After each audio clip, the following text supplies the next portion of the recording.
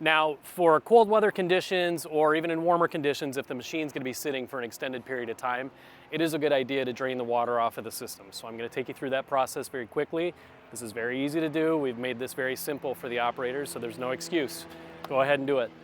We're going to start by taking a look behind the training seat. You're going to see the 3 yellow ball valves located in this machine. Those are opening and closing the water lines to the left gutter broom, the right gutter broom, and the front spray bar. I want to make sure by beginning that those are fully open so that when I go ahead to run the pumps, I'm going to blow those lines clean. As you can see, these are already in the open position, so we're good to leave them where they are. Moving back from the cab, I do have another yellow handled ball valve here. This is where we were injecting water into the intake back into our impeller to knock any dust down. As you can see, that valve is already open. That's going to be part of the lines that we're blowing out, so I want to make sure that that valve is open. And with that, we do have a second valve. This would actually inject water into the dust separator if we had it open. We did not. So I'm still going to go ahead and I'm going to open that valve to open those lines, because when I do the blowout system, I want to make sure that they're dry also. Any water that's left in the tanks, the lowest point on this machine to drain those tanks is our drain plug here. I'm going to go ahead, I'm going to flip that open and pull that out of the way. We're going to let the water drain completely out of the tanks. So I'm going to go ahead and reinsert the plug at the water tanks. All the water's been drained out.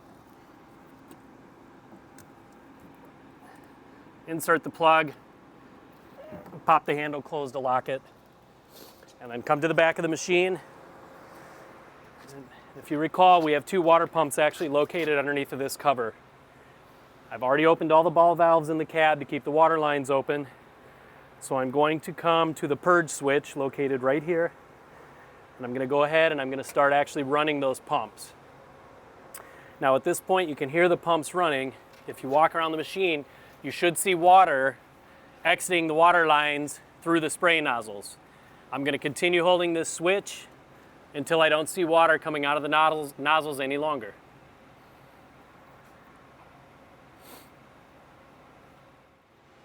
So we finished running the pumps off the switch.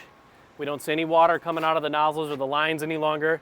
The last step in the draining or winterization process is our strainer. It's our pump strainer. So I'm going to go ahead, I'm going to remove this globe. I'm going to pull the screen out with it, and we're simply going to leave that open. We're not going to put this back. We'll clean it out. Always remember to keep track of this O-ring, because you're going to need that when you go ahead and you put this strainer back on.